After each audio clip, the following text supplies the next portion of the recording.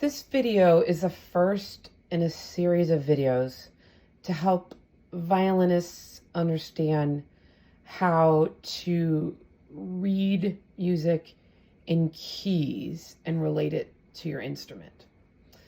So before we actually get into keys or key signatures, I want to just talk about some basics that go into making keys work.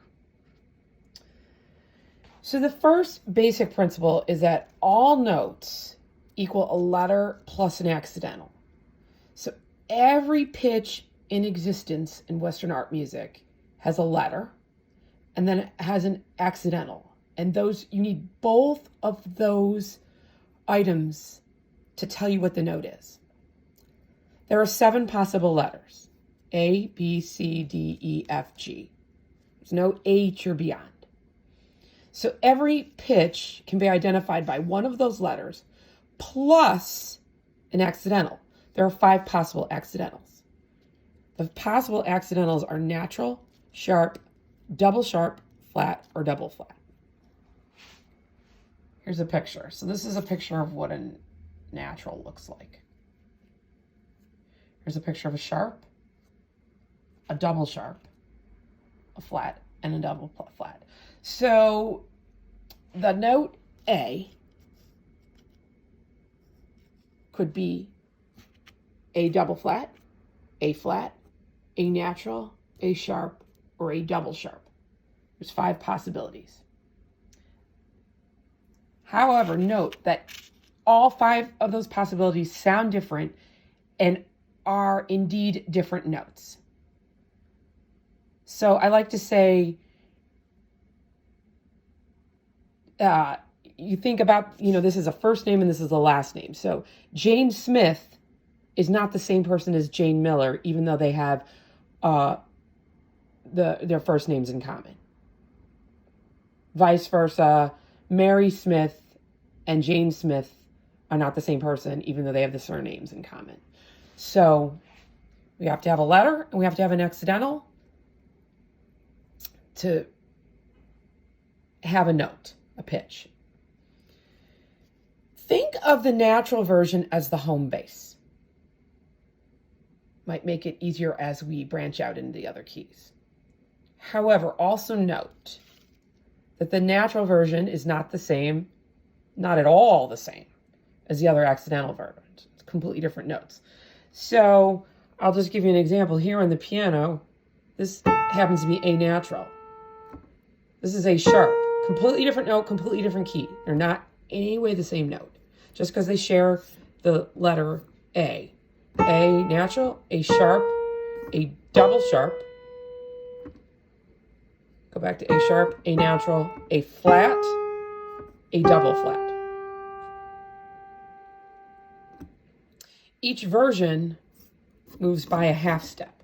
A half step is the closest 2 notes can be together. So if we have natural, a sharp is 1 half step higher and a double sharp is 2 half steps higher.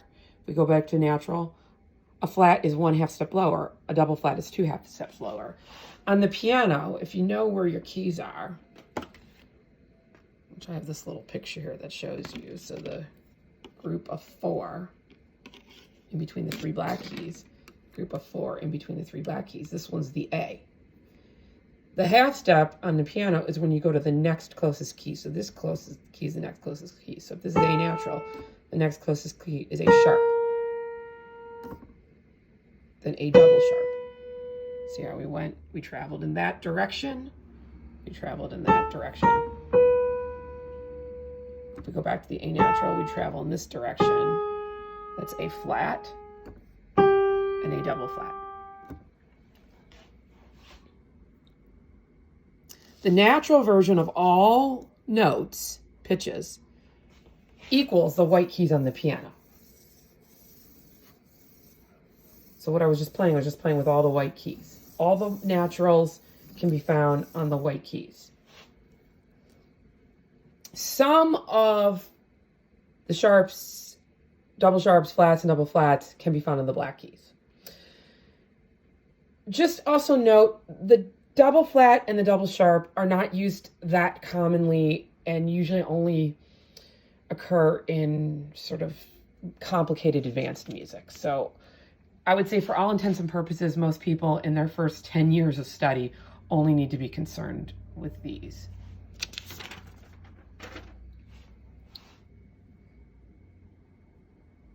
In the natural version of the notes, so all notes being natural, the half steps naturally occur between B and C and E and F.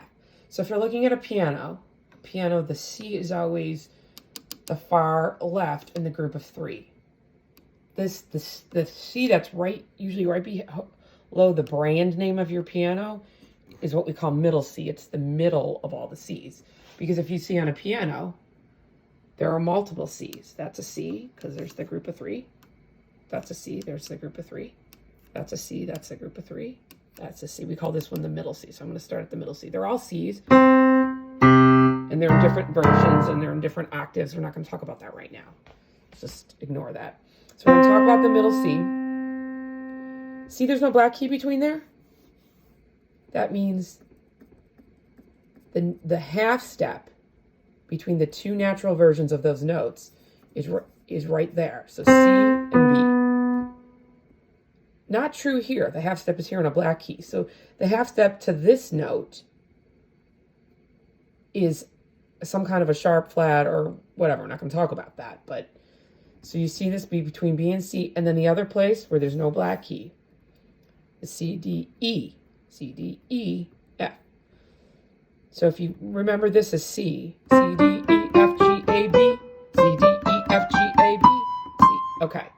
I like to explain this on piano because I think it sort of makes more sense on piano. Okay, now we're going to go to violin. I drew a picture of a violin fingerboard. Here's the strings. G, D, A, E. Nut, nut. Oh, the other thing I forgot to mention before I get to this. Natural is the only version of each pitch that it's not required to write the accidental. It's assumed.